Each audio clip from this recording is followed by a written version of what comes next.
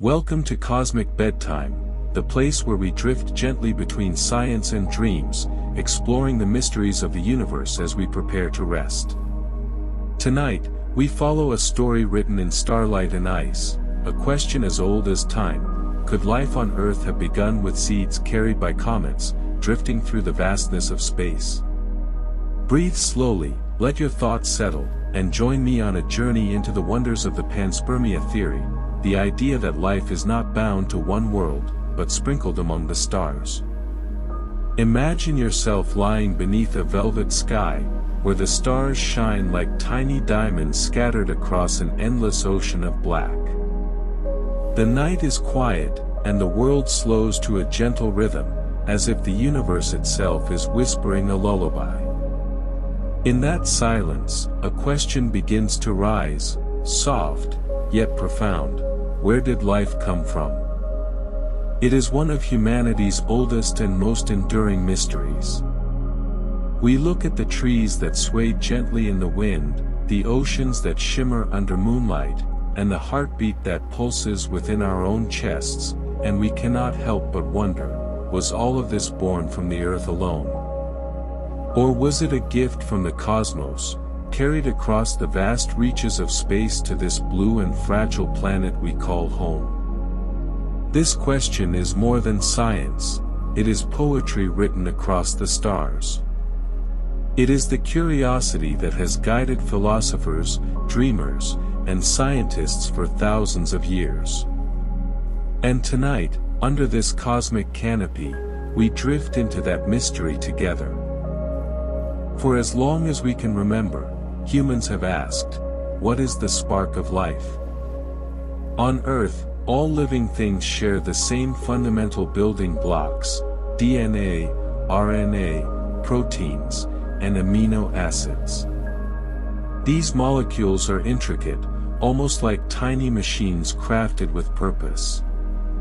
But the mystery is not only how they function, it is how they came to exist in the first place.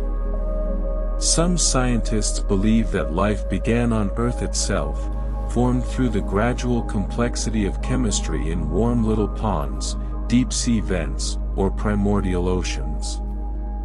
This is called abiogenesis, the idea that life arose naturally from non-living matter here on Earth. But there is another possibility, one that stretches our imaginations far beyond our own planet. It is called panspermia. The word comes from Greek roots, pan, meaning all, and sperma, meaning seed. It is the idea that life, or at least the seeds of life, may not have originated here at all, but instead were delivered to Earth from the stars. Perhaps it was a comet, blazing like a frozen torch as it fell toward the Earth. Perhaps it was a meteorite, carrying within its rocky shell the fragile molecules of potential. Perhaps, long before humans could dream or even before Earth had oceans, the cosmos had already begun to plant its seeds. When we look into the heavens, we realize that Earth is not an isolated island. Our planet is constantly showered with visitors from the skies, comets, asteroids, and meteoroids that pass through our atmosphere, sometimes burning away in streaks of light, sometimes making it all the way to the surface. Over billions of years, countless tons of cosmic material have rained upon our world. Most of it is simple rock or dust, but hidden within some of these fragments, scientists have found something extraordinary: organic molecules. Amino acids, the very building blocks of proteins, have been detected inside meteorites that fell to Earth. Complex carbon-based compounds, key ingredients for life, have been discovered on comets through space missions such as Rosetta and Stardust. The universe, it seems, is not silent when it comes to chemistry. Across interstellar clouds, in the icy hearts of comets, and even on the surfaces of distant moons, molecules essential to life appear again and again. The cosmos is like a gardener scattering seeds far and wide. The idea that life might have cosmic origins is not just scientific, it is profoundly poetic. It suggests that the very spark of life on Earth is tied to the grand narrative of the universe. We are not only children of Earth, we are children of the stars. Think of it this way: if panspermia is true, then every heartbeat on this planet is a continuation of something that began light years away. Every breath you take is part of a story that did not start here, but in the frozen darkness of deep space, carried by a wandering comet, or born within the drifting dust of galaxies. In that vision, life is not a rare accident, confined to one fragile planet. Instead, life becomes something the universe itself nurtures, spreading its seeds across time and space, waiting for the right soil to grow. As we drift deeper into this story tonight, remember, the aim is not to find final answers, but to rest in the beauty of the question. Science seeks evidence, and evidence may one day tell us if panspermia is real. But even without certainty, the mystery itself is a gift. Imagine a comet traveling silently through the void. For millions of years it journeys, passing the orbits of planets, tracing its glowing arc under the gaze of countless stars. Inside, hidden in its icy shell, lies a tiny molecule, fragile, simple, yet filled with possibility. Then, one day, the comet collides with Earth. The impact is fierce, but within the chaos, something survives. That molecule finds its way into the waters of a newborn Earth. It meets other molecules, begins to link, begins to replicate. From that seed, over billions of years, emerges every fish, every tree, every bird, every human. Is it true? We do not yet know. But it is a story worth dreaming of. As your eyes grow heavy and the stars continue to glow, hold on to this thought: you are part of something ancient and vast. Whether life began in the quiet chemistry of Earth or as a gift from the stars, it connects you to the cosmos in a way that is both humbling and comforting. Every atom in your body was forged in the heart of a star. Every breath you take carries whispers of cosmic dust. And perhaps, just perhaps, the very essence of life itself was delivered from the heavens, carried on the tail of a comet long ago. So tonight, as you drift into dreams, let this question accompany you: what if we are not only of Earth, but of the universe itself? The answer may lie hidden in comets, in distant galaxies, in the chemistry of starlight. But for now, you need only rest. Close your eyes. Let the cosmos cradle you. Let the mystery rock you gently towards sleep. Imagine a seed. Tiny, fragile, almost weightless in your hand. Yet within that seed lies the blueprint for a towering tree, a forest, a world of green. Now imagine that the universe, too, has seeds, except these seeds are not for trees, but for life itself. These cosmic seeds are not made of soil and water, but of carbon, hydrogen, oxygen, and nitrogen. They are molecules, organic compounds, simple yet powerful, that may have drifted across the cosmos for billions of years. Some are frozen in comets, some are hidden in meteorites, some float like invisible mist in clouds of gas between the stars. And wherever they land, they hold the same promise as the seed in your hand: the possibility of growth, of life. All life as we know it is built from a common alphabet. Amino acids, which string together to form proteins. Nucleotides, which weave into DNA and RNA. Sugars, lipids, and other molecules that together form the architecture of cells. The remarkable thing is that these molecules are not unique to Earth. They can arise spontaneously, even in the harshest conditions. In the laboratory, scientists have recreated early Earth conditions and found that amino acids form naturally from simple gases, sparks, and energy. And beyond Earth, telescopes scanning the skies have detected the same molecules drifting in interstellar clouds. It is as if the universe is fluent in the same chemical language that life speaks. Wherever the right ingredients gather, the story of life might be able to begin. In 1969, near the small town of Murchison in Australia, a meteorite fell to Earth. When scientists studied it, they discovered something astonishing: over 70 different amino acids inside its fragments. Some were the same as those used by life on Earth, others were completely alien, never before seen in terrestrial biology. This meteorite, like many others, became a kind of time capsule, evidence that organic compounds can survive the harsh journey through space and impact. In the cold of interstellar space, protected by rock and ice, these molecules may persist for millions of years before finally finding a home on a planet. Every meteorite that lands on Earth may carry a whisper of chemistry older than our planet itself. Every fragment is a reminder that the seeds of life are not bound to one world, but scattered throughout the cosmos. Comets are often called dirty snowballs, mixtures of rock, dust, and frozen gases.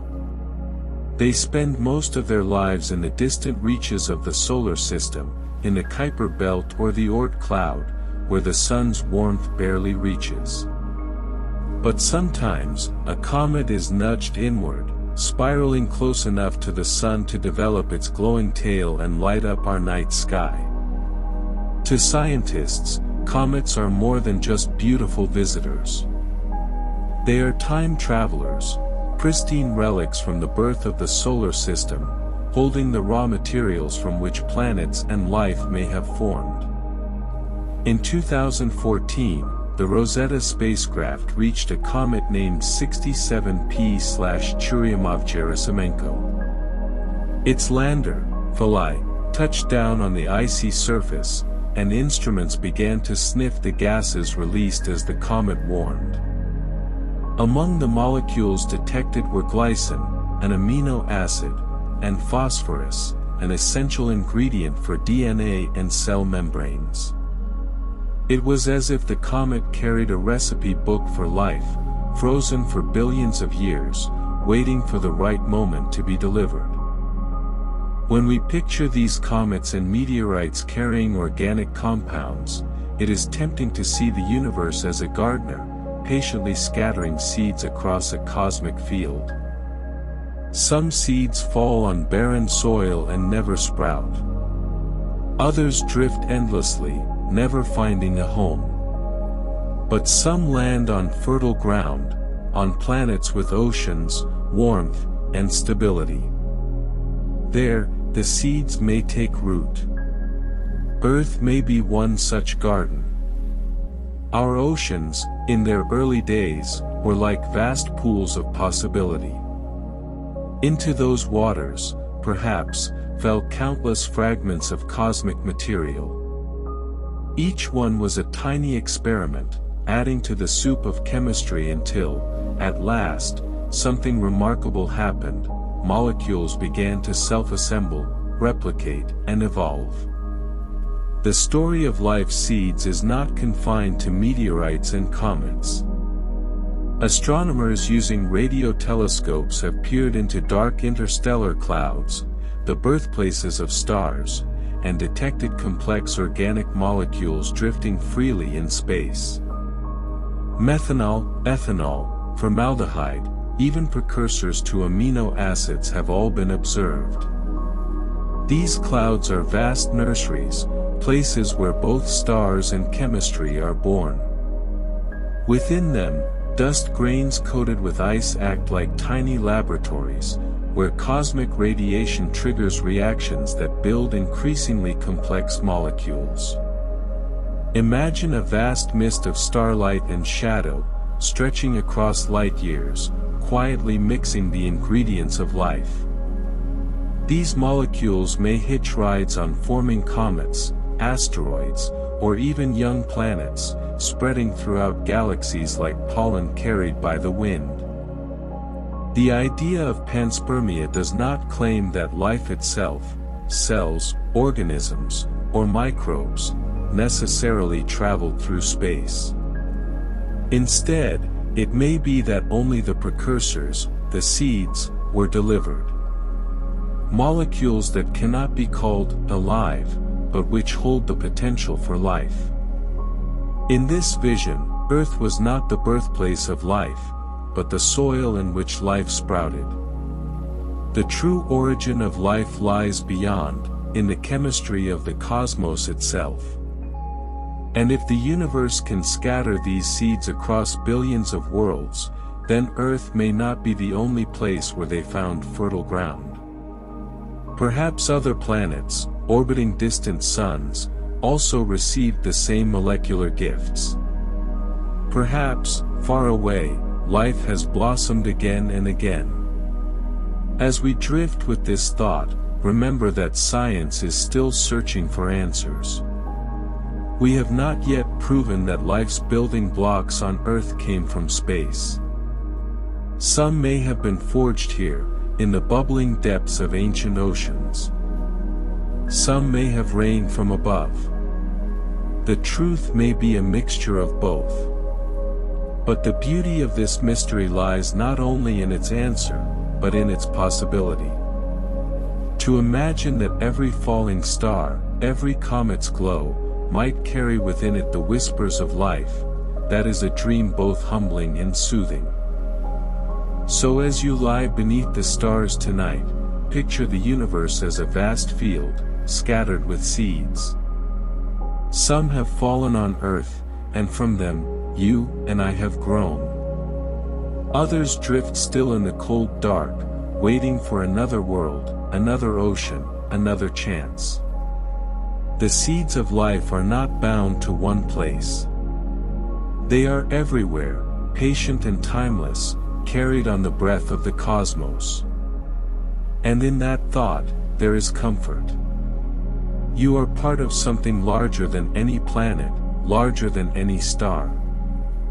You are part of a universe that, perhaps, has always been planting seeds of wonder. So close your eyes. Imagine yourself floating gently in the cosmic garden, where comets drift like glowing lanterns, and every grain of stardust may carry the potential for life. Drift, breathe, and let the seeds of the universe guide you into dream.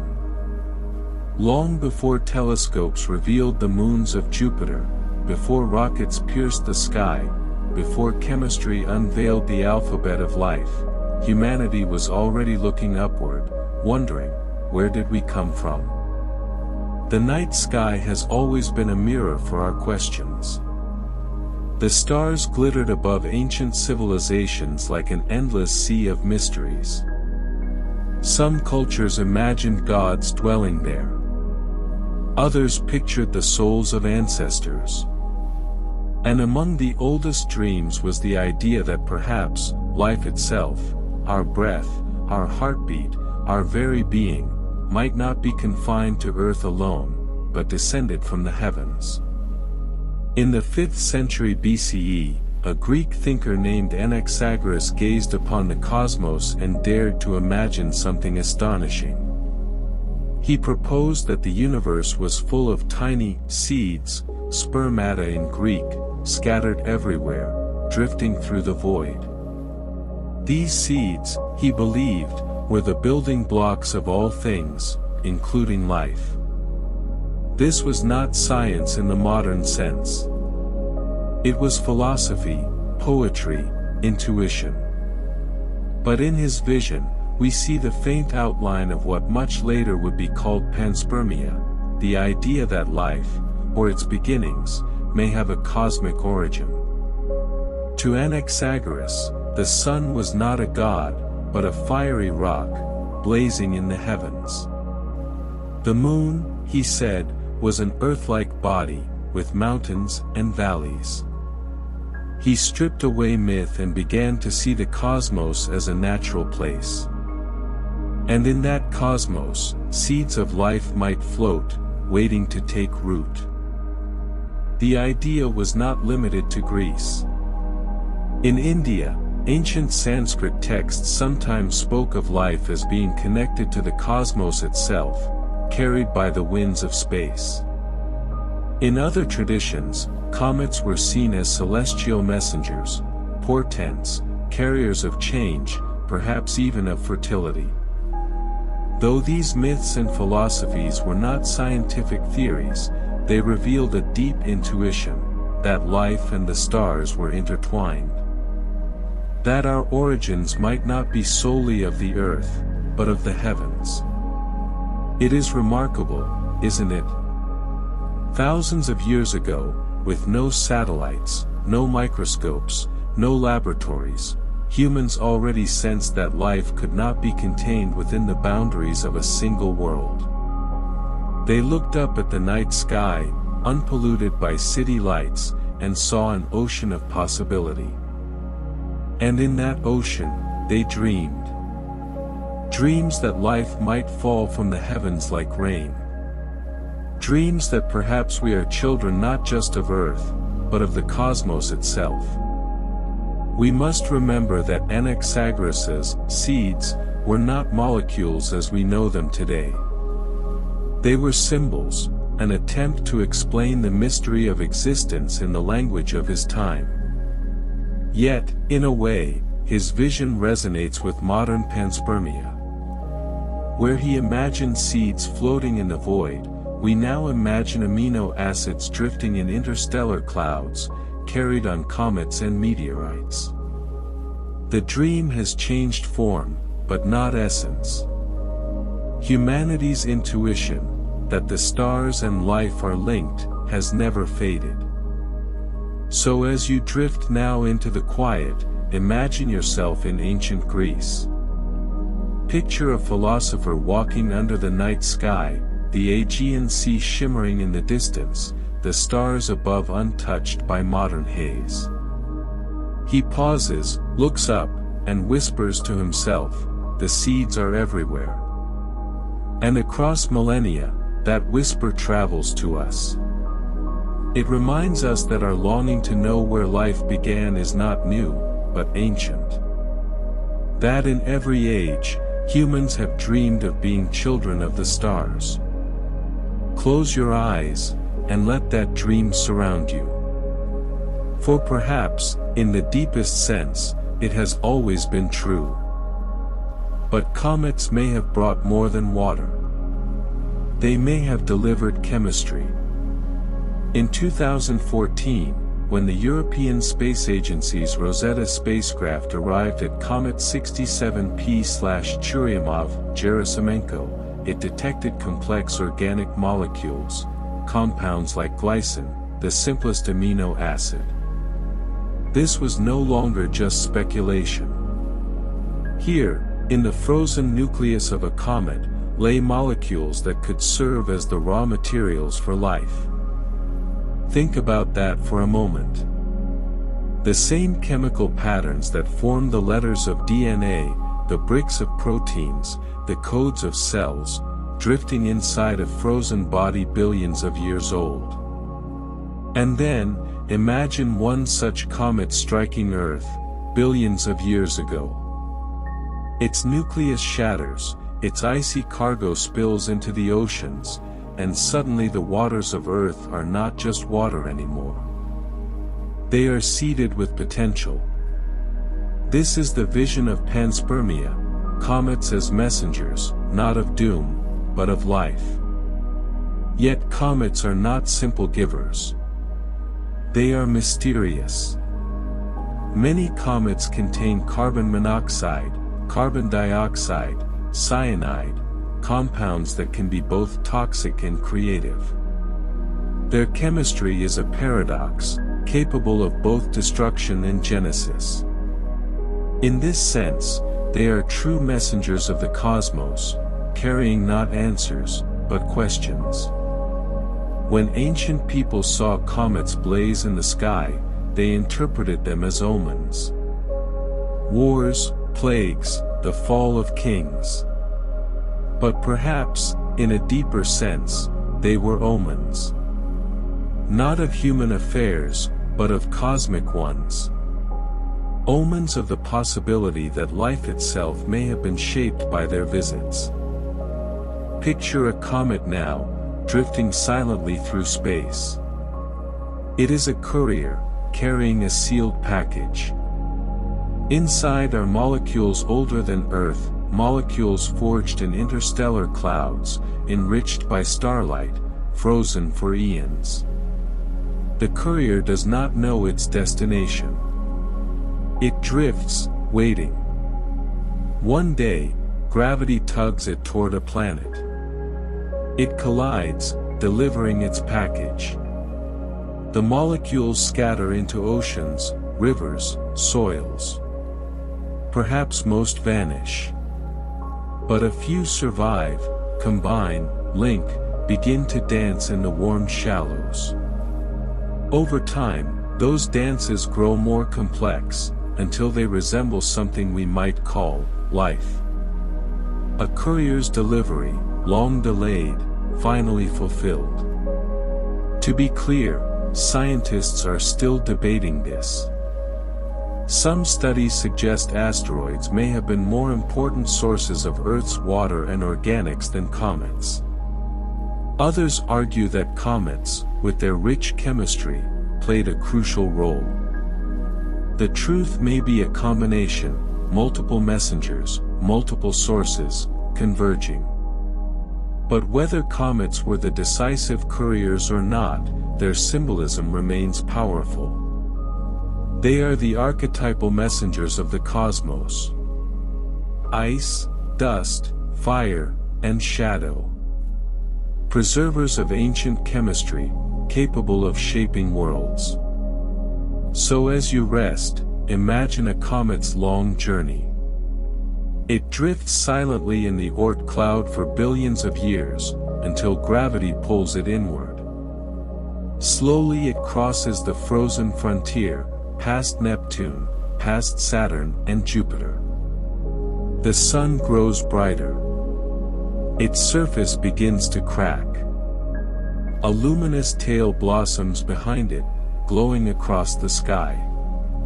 And then, perhaps, it strikes a planet. A spark in the ocean.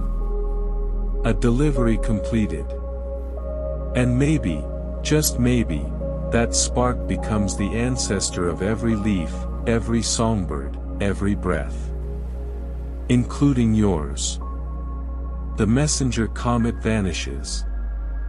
But its message remains forever. If comets are messengers, carrying sealed packages of potential, then science is the art of gently opening those packages, of peering inside to ask, what secrets do you hold? In the quiet of laboratories on Earth, and through spacecraft drifting across the solar system, we have tried to recreate the ancient chemistry of the cosmos. And what we have found whispers something extraordinary. The seeds of life may not just be possible out there, they may be inevitable. In the mid-20th century, scientists began to ask a profound question: if the ingredients of life exist in space, can they assemble under cosmic conditions? They built chambers that mimicked the icy darkness of interstellar clouds. Within them, they placed simple gases, carbon monoxide, ammonia, methane, water vapor, molecules known to exist in the vast clouds between stars. Then, they bombarded these chambers with ultraviolet light, the same radiation that floods space. And slowly, something remarkable happened. From the barren mixture, more complex molecules emerged. Chains of carbon, sugars, even amino acids, the very building blocks of proteins. It was as if the cosmos itself were showing us a recipe. A recipe written not on Earth, but in the cold laboratories of the stars. Then came the spacecraft.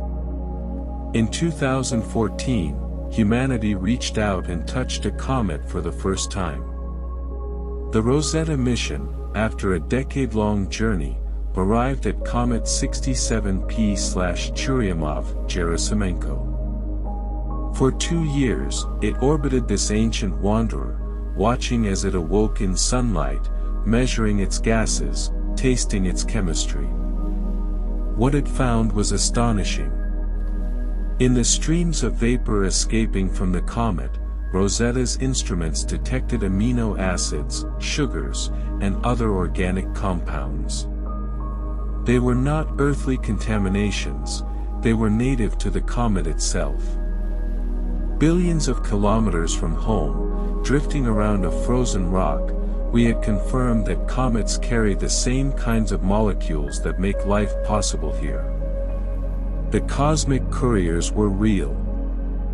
But Rosetta was not alone.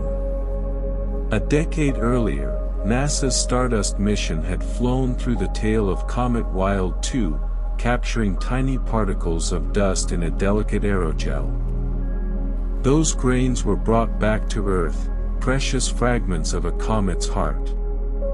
Inside them, scientists found complex organics, including amino acids. Carried across space, frozen for billions of years, then gently revealed in our laboratories. Proof, once again, that the raw materials of life are not rare, they are scattered like stardust throughout the cosmos. What do these discoveries mean? They mean that the chemistry of life is not unique to Earth. It is written into the universe itself. Wherever water flows and energy sparks, these molecules might take the next step, combining into greater patterns, learning to copy themselves, dreaming of life. Comets, asteroids, interstellar dust clouds, all of them are carriers of these seeds. The universe seems to be filled with them, waiting only for the right conditions to bloom. So as you drift toward sleep, imagine a laboratory of the stars. Vast, dark clouds where icy grains of dust spin in silence. A flash of starlight strikes them, and chemistry begins. Slowly, atom by atom, molecules assemble, like letters forming words. Those words are carried inside comets, across light years, across eons. Some fall silent, lost in the void. But some find their way to planets like ours. And when they do, the words are whispered into oceans and soils, until one day, they awaken as life. Perhaps you, too, are part of that ancient whisper, a story that began not on Earth, but in the stars. Sleep now, with that thought. For even in the silence of the cosmos, the seeds of life are everywhere. Close your eyes for a moment and drift back in time, not 100 years, not 1,000, not even 1,000,000. Let us travel billions of years into the past, to a world so young it was still glowing with heat. This world was Earth, but it would not look familiar to you. There were no forests. No ocean stretching blue across its surface. No gentle skies with drifting white clouds. Instead, the infant Earth was a restless, dangerous place. The ground seethed with magma, volcanoes rose like bleeding wounds, and the air was thick with choking gases. The sky glowed orange and red with ash and fire. Lightning lashed through the haze, thunder rolled endlessly. To stand upon this earth, if you could survive at all, was to stand upon a planet in constant agony. And above this world, space itself rained fury. For the solar system was young too, and youth is never peaceful. Planets had only recently formed, coalescing from swirling clouds of dust and rock. But the leftovers, the fragments that never became planets, still roamed wild. Asteroids, meteorites, and comets were everywhere, tumbling through space like wayward bullets. And Earth, with its gravity, attracted many of them. Every few years, or perhaps every few months, a massive rock would collide with the surface. Some impacts were so powerful they released more energy than all the volcanoes of the world erupting at once. Whole seas of molten rock boiled, continents cracked apart, shockwaves circled the globe. For millions of years, Earth endured this cosmic bombardment. But mixed within these destructive visitors were a special kind of traveler, comets. Comets are often called dirty snowballs, giant chunks of ice and dust left over from the solar system's creation. They spend most of their lives drifting in darkness, at the frozen edge of the sun's reach. But sometimes, they fall inward, pulled by gravity, and they light up the sky with bright tails of vapor. Billions of years ago, countless comets hurled themselves toward Earth.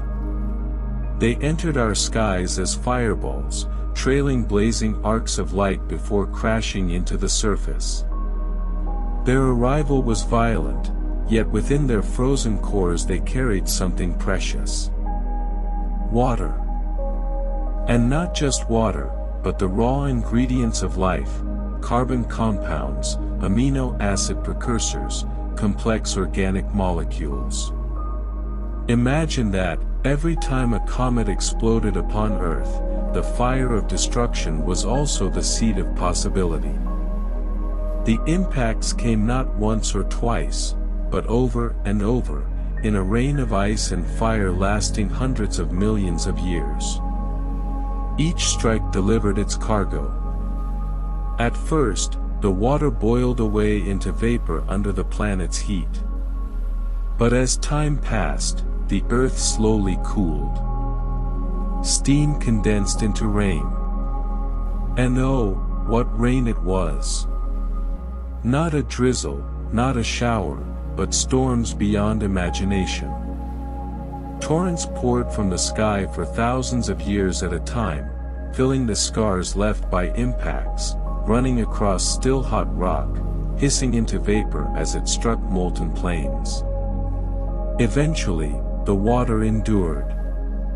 It gathered in great basins, pooled into valleys, filled the world's hollows. The first oceans began to form, shallow and steaming, beneath skies still red with ash.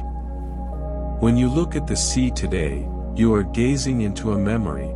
Each drop of water may once have traveled in a comet's heart through the cold of interstellar space. And within those drops were the tiny, fragile seeds of chemistry.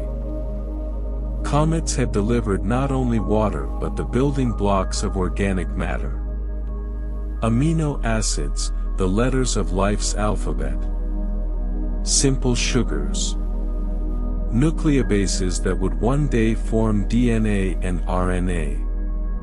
On Earth's fiery young surface, these molecules mingled with the planet's own native chemistry. Lightning coursing through the skies sparked new reactions. Volcanoes belched gases into the air and minerals into the seas. Hydrothermal vents at the ocean floor released scalding water rich in elements.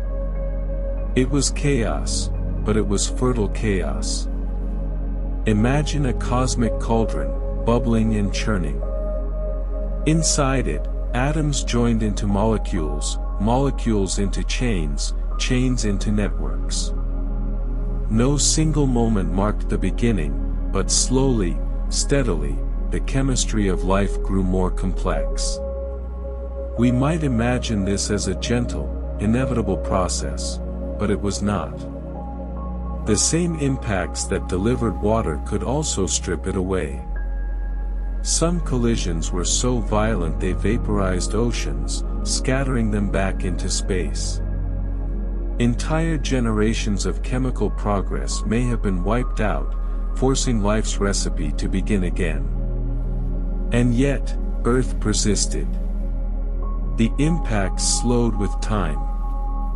The heat faded. Oceans remained. The chemistry continued. Out of violence, patterns emerged. Out of fire and destruction came stability, and within stability lay the chance for something astonishing, the first whispers of life. Pause now, and picture this ancient world in your mind. The continents are bare rock, jagged and lifeless. Rivers of lava snake across the land. Volcanoes belch fire and ash. Yet nearby, great basins shimmer with steaming seas. The air is thick, but rain falls endlessly, filling lakes and valleys. Above, the sky is crossed by streaks of light, meteors burning, comets falling. It is both terrifying and beautiful. A place of endings and beginnings. A crucible where nature tests every possibility, every combination. And you, listening now, carry its legacy. The water in your veins, the carbon in your cells, the very molecules that build your thoughts may once have ridden inside a comet, falling upon that fiery earth. Over millions of years, the oceans became the true cradle of possibility. Molecules dissolved in their waters, bumping and colliding, rearranging, experimenting. Perhaps in shallow pools warmed by volcanic heat. Perhaps near hydrothermal vents on the ocean floor, where mineral-rich waters surged upward. Here, the comet-born organics found a home. They were no longer frozen in interstellar space, but swimming in seas alive with energy. And in those waters, the first steps toward biology began. Chains of molecules formed. Some broke apart, others endured. Certain patterns were more stable, others more reactive. It was not yet life, but it was something more than chemistry. It was the beginning of a story. Tonight, as you listen, consider this: the seas we know today, vast and blue, have memory. Each wave, each drop, each molecule has been part of a journey lasting billions of years. They remember fire, they remember ice, they remember storms that shook the planet. The oceans are not simply water. They are history itself, the echo of comets, the gift of a universe that seeded our world with possibility. Now, let the image settle in your mind: a young Earth under crimson skies, lightning flashing, volcanoes roaring, and yet, the slow, patient formation of oceans. Comets streak above, carrying with them not death, but promise. The world is harsh, but it is becoming ready. Ready for sparks. Ready for something new to emerge. As you drift toward sleep, carry that vision: fire cooling into water, chaos softening into rhythm, destruction transforming into creation. Out of storms, out of scars, came the seas that cradle life. And within those seas, the seeds of life waited, waiting for their moment to awaken. Good night, from the fiery youth of Earth. For many nights now, we have wandered through the cosmic tale of Panspermia, comets carrying icy cargo, molecules riding across space, oceans seeded with potential. It is a vision both poetic and powerful, that life on Earth is not just of Earth, but of the stars. But as with any dream, there are questions, doubts, barriers. Tonight, let us explore those obstacles. Not to dismiss the dream, but to honor it more fully, to understand the difficulties that life must overcome if it truly journeyed across the stars. Imagine a meteor plunging toward Earth. At first, it drifts silently through the emptiness of space, cold and still. But as it nears our planet, the calm ends. Earth's gravity pulls it faster and faster. The atmosphere, thin though it is compared to the vastness of space, acts like a wall of resistance. The rock slams into this invisible shield at tens of kilometers per second. Friction tears against its surface. The result? Fire. The meteor blazes into brilliance, becoming a shooting star. Temperatures climb into the thousands of degrees. Its surface melts, vaporizes, sometimes explodes. Many meteors never survive, they disintegrate before reaching the ground. Now ask yourself, what of fragile molecules? Could delicate amino acids, or even microscopic life, endure such a furnace? Skeptics say no. They argue that the fiery entry would incinerate organics long before they touched Earth's soil. Like paper in a flame, they would vanish into ash and smoke. And yet, experiments have revealed something intriguing. While the outer layers of a meteor do burn, the interiors may remain shielded. Deep within the rock, temperature rises slowly. Certain meteorites recovered on Earth still contain amino acids and organic carbon, suggesting survival is possible. The fiery gate of the atmosphere is not impassable, but it is a formidable trial. Suppose, for a moment, that a meteor survives the fall. It streaks across the sky, crashes into the Earth with thunderous force. But here lies another challenge. The speed of impact is astonishing, enough to carve craters miles wide.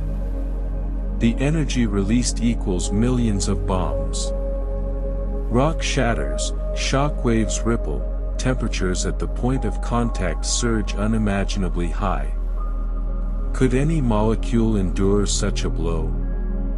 Could any fragile chemistry of life survive the hammer strike of a cosmic collision? Here, again, experiments provide hints. Scientists have recreated impacts in laboratories, firing projectiles into targets at high speeds. The surprising result, some amino acids survive. Even more astonishing, certain reactions triggered by shock can form new molecules. Destruction and creation intertwine. Still, many remain doubtful. They point out that survival may depend on size, speed, and angle. A comet too large might obliterate itself and sterilize the area. Too small, and it may burn completely. The sweet spot for delivery could be rare. Beyond the journey through atmosphere and impact lies another peril, time. Space is not a gentle void. It is filled with radiation, streams of high-energy particles from the sun, and even more deadly cosmic rays from distant stars. These particles tear through molecules, breaking bonds, scrambling structures. A journey between planets may last thousands of years. Between stars, it could take millions. Could fragile organics endure so long under constant bombardment? Some experiments have tested this too. Organic molecules sealed within rock can be shielded from much radiation. In deep space, certain hardy organisms, such as bacterial spores, have shown surprising resistance. Tardigrades, tiny, near-indestructible creatures, have even survived short exposures to the vacuum of space. But the longer the journey, the harder survival becomes. Critics of panspermia argue that interstellar transfer is nearly impossible without complete decay of organics. At best, they say, panspermia may work within a single planetary system, not across the stars. Science thrives on questioning, and panspermia has long attracted both fascination and doubt. Some scientists say, why invoke space? Life's chemistry is complicated, yes, but not impossible to form on Earth itself. With oceans, lightning, volcanoes, and countless reactions, perhaps all ingredients for life were already here. Others argue that panspermia does not truly solve the mystery, it only moves it. If life began on a comet or another world, then how did it begin there? The question of origins is not answered, only relocated. Still others insist on evidence. Until a meteor is found with unmistakable living cells intact, or until another planet reveals life with chemistry identical to ours, panspermia remains a possibility, not proof. Yet hope persists. Researchers continue to test life against the universe.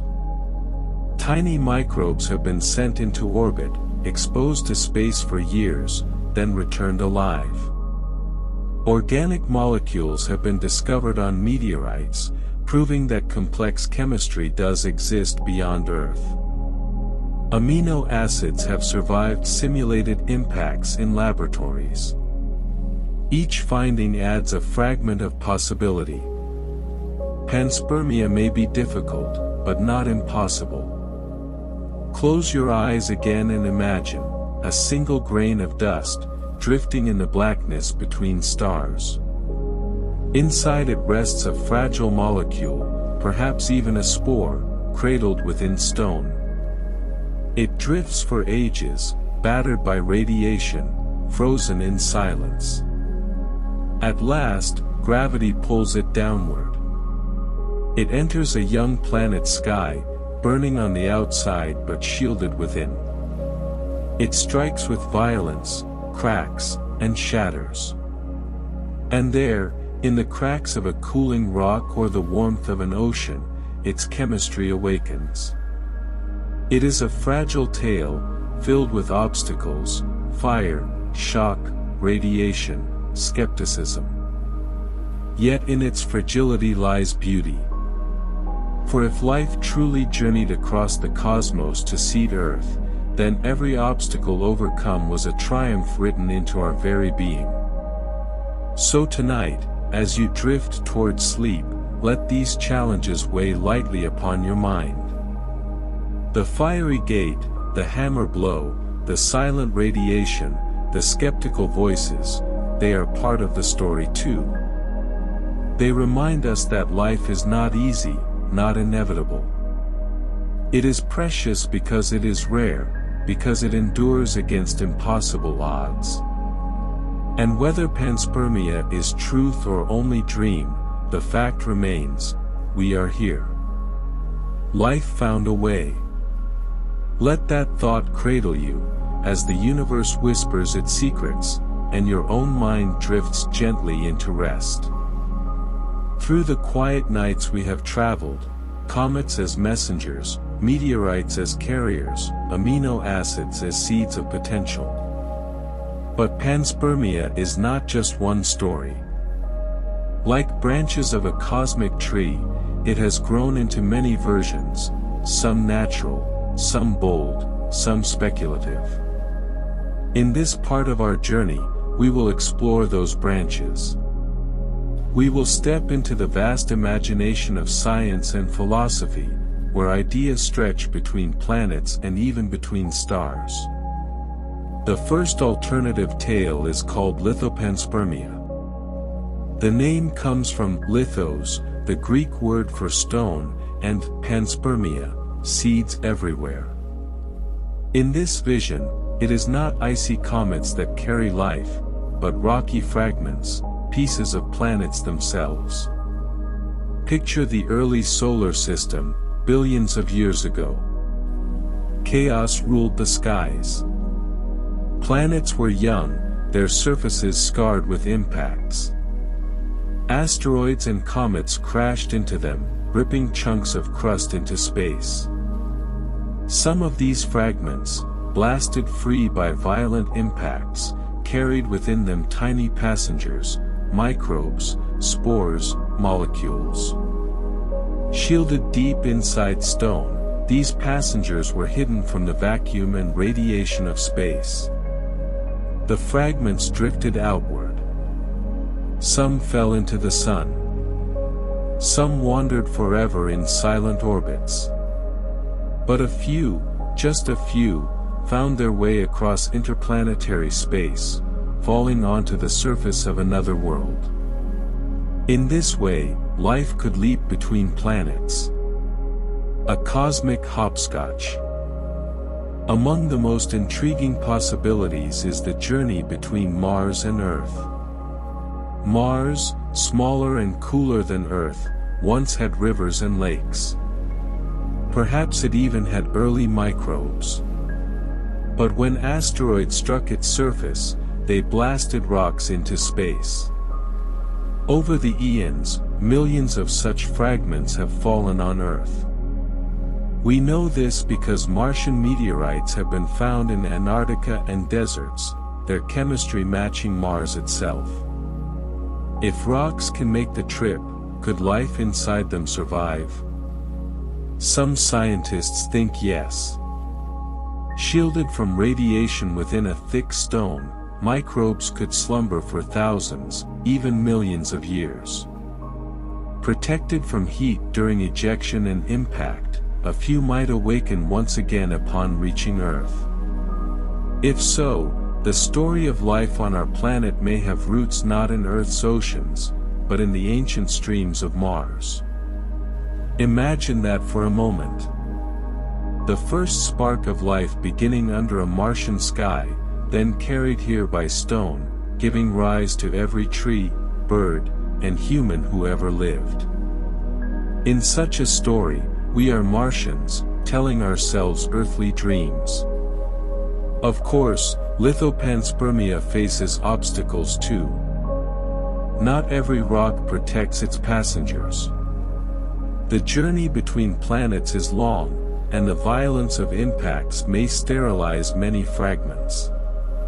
But experiments have shown microbes surviving astonishing conditions, being frozen, dehydrated, even briefly exposed to vacuum. While difficult, it is not impossible.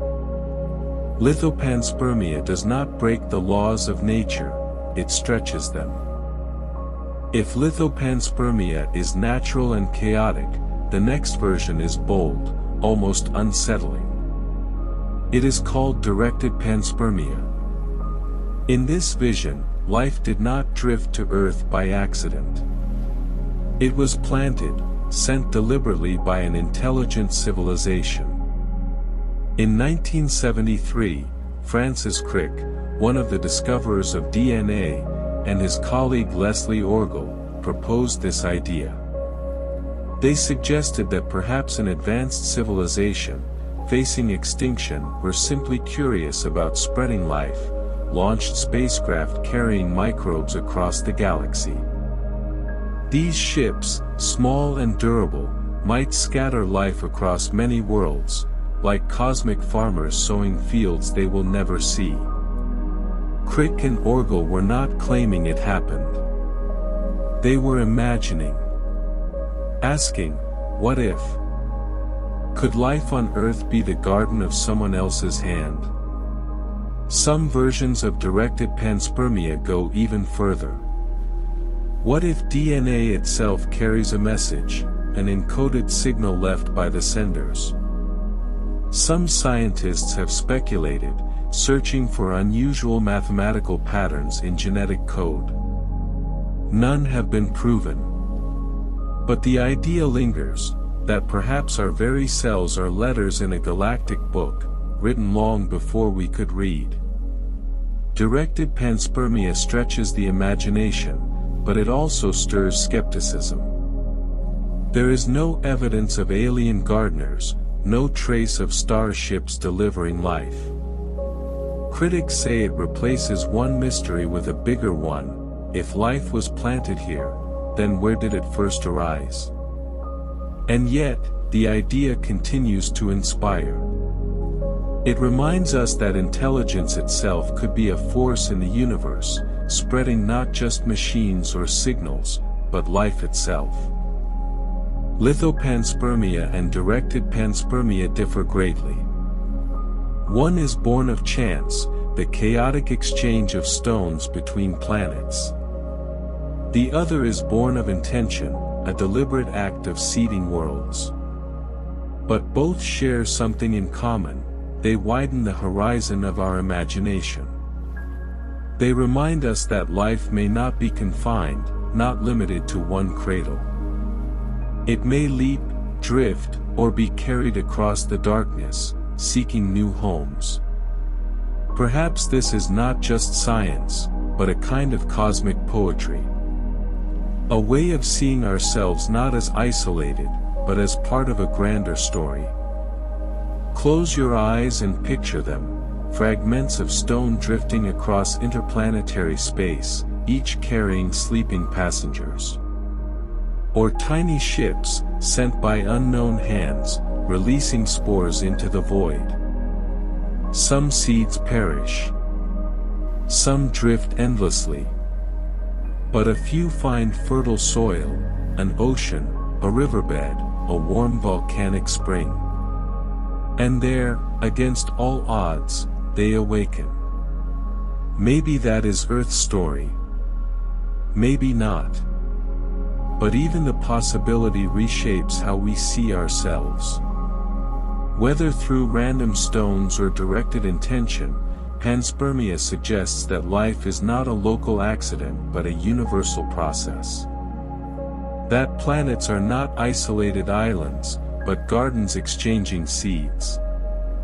It makes us wonder, how many other worlds carry green forests, oceans, or beings who look up at their sky and ask the same questions we ask now?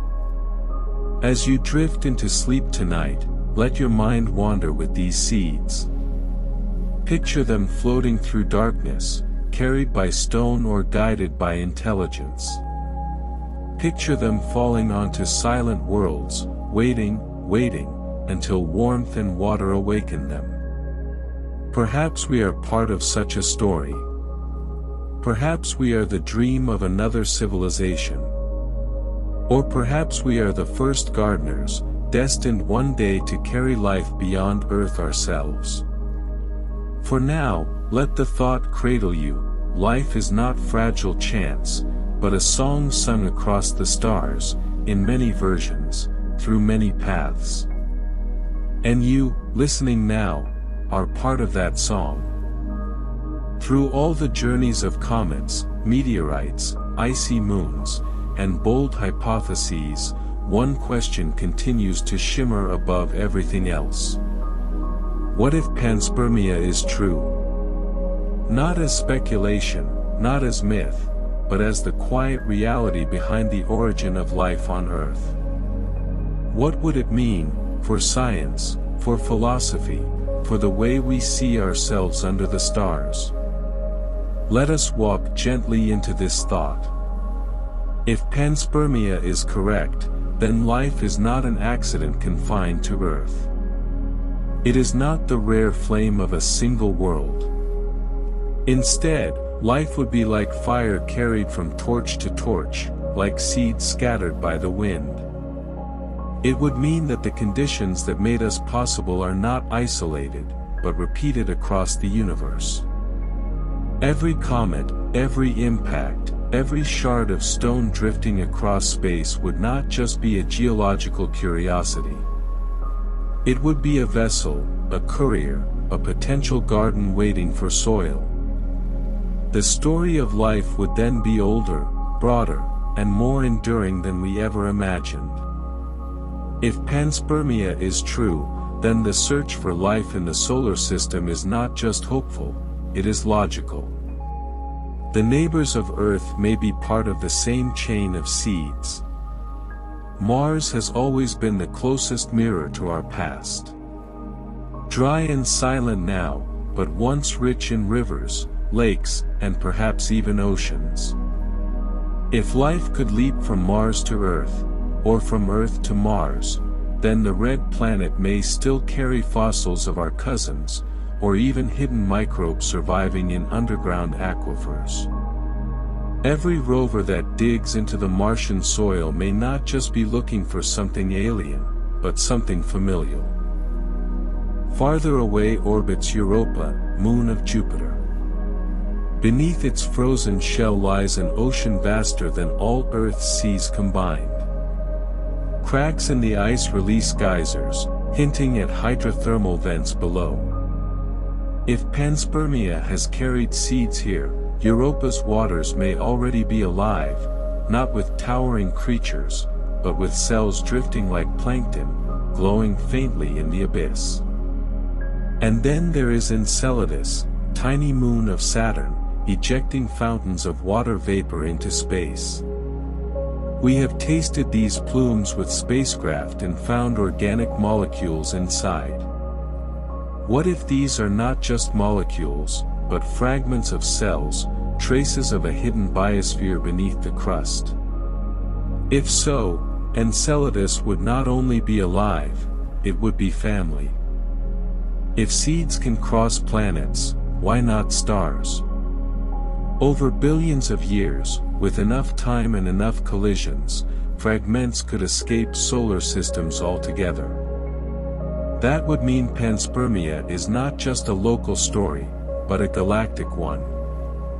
Life could ripple outward, slowly but inexorably, from one birthplace to many others. Perhaps our Milky Way is already threaded with life, scattered in countless forms, waiting to be found. The most profound implication is this: if panspermia is true, then all life is related. Not just all life on Earth, but possibly all life anywhere. Imagine the unity this implies. A bacterium beneath Europa's ice, a fern in an alien forest, or even beings who build cities under other suns.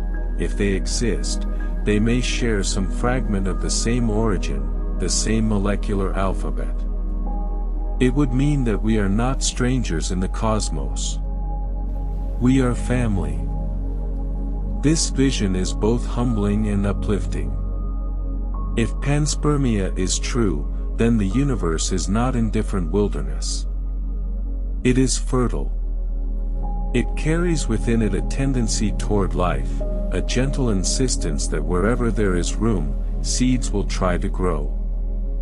It dissolves the loneliness we often feel when staring into the night. Instead of emptiness, the darkness becomes a vast, invisible garden. We would not be a singular miracle, but one verse in a universal poem. But such a truth would also challenge us. If life is common, then intelligence may also be less unique than we imagine. We may not be the first to wonder, or the only ones watching the stars. That raises questions of responsibility. If we are carriers of life ourselves, destined to travel beyond Earth, do we become agents of panspermia, planting seeds in new worlds? Or do we risk disturbing ecosystems already seeded long before us? The answer requires wisdom, humility, and patience, qualities humanity is still learning. In the end, if panspermia is true, it ties us into an unbroken chain, from the first molecule in the dark clouds of space, to the cells in Earth's oceans, to the forests and animals, to us. It means we are not isolated chapters, but part of a continuity billions of years in the making. A continuity that may stretch across planets, moons, perhaps even galaxies. So as you rest tonight, consider this: if panspermia is true, then your very breath is part of a story older than Earth itself. A story written not just on this world, but across many worlds. Look up at Mars, Europa, Enceladus, the countless stars, and see not distance, but kinship. For if panspermia is true, then the universe is not silent. It is alive, bound together by seeds carried in darkness. And you, here and now, are one of those seeds, awake, aware, and wondering. Close your eyes for a moment, and imagine yourself adrift in the dark ocean of the universe. Around you, the stars are not burning points of fire, but lanterns, soft, patient, eternal. The air is quiet, and yet every silence carries the hum of possibility. Somewhere in that vastness, tiny grains of dust and ice glide on invisible currents. They are not just cold stones, not just wandering debris. They are seeds, the first messengers of life. And as they float, they whisper, "We carry beginnings." Picture a comet, its tail glowing faintly as sunlight brushes against it. Within its icy body are simple molecules, amino acids, carbon chains, fragments of what could one day become a cell. When the comet approaches a star, its ice begins to melt, shedding particles into the wind. Those particles drift outward, scattered into the interstellar dark. Some fall into planets, some burn in atmospheres, but many continue their endless journey. Each one is a possibility. Each one is like a tiny wish cast into the cosmic sea. Now follow one of those seeds. Imagine it leaving the comfort of a comet and floating free. It does not hurry. It drifts, patient as time itself. For thousands, then millions, then billions of years, it sails the invisible currents between stars. Nebulae bloom and fade around it. Stars are born and die. Galaxies turn slowly like great wheels. And through it all, the seed drifts, untouched, waiting for a shore. One day, perhaps, it lands on a young planet. The air is thick, the ocean steaming. The seed settles into water, and there, at last, it unfolds. Molecules join, structures form, and life awakens. The journey that began in silence ends in breath. If you imagine not one seed, but countless, then the picture becomes astonishing. Everywhere in the universe, new stars shine, new planets form, new oceans gather. And into those oceans, seeds may fall, like rain after a long drought. Life then is not an exception, but a pattern. The universe is not empty, but fertile. Stars do not just shine, they garden. And in this vision, we are not alone. We are part of a cosmic forest, still young, still fragile, but growing endlessly, everywhere. As you rest tonight, remember, you are also part of this chain. Every cell in your body, every breath you take, is linked to that great story of drifting seeds. The atoms inside you, carbon, oxygen, iron, were forged in stars long before Earth existed. The molecules that make you may once have crossed the void, carried gently through the dark. You are not separate from the cosmos. You are its continuation, its child, its dream. And so, let us return to the drifting seed. Floating quietly, softly, without fear. It does not know when or where it will land. It only knows that it carries the potential of life, tucked away like a secret promise. You, too, tonight, may carry dreams like that. As you close your eyes, you are like the seed, drifting into the unknown of sleep, carrying hopes, memories, and possibilities into tomorrow. So let go of the day. Let go of the noise, the questions, even the vastness of space. Imagine yourself small, light, and free, just a seed among billions, floating in the gentle arms of the universe. Around you, galaxies swirl slowly. Moons cast silver reflections. Comets sweep their luminous tails. It is all so quiet, and so beautiful. And as you drift, remember this truth: life is not fragile dust. It is endurance. It is patience. It is the song that even silence cannot erase. You are part of that song. Always. Now, rest. Let the stars watch over you. Let the comets carry your dreams. Let the cosmic wind guide you to calm and peace. For tonight, you fall asleep not in a room, not even on Earth, but in the embrace of the universe itself. Good night, traveler among the stars.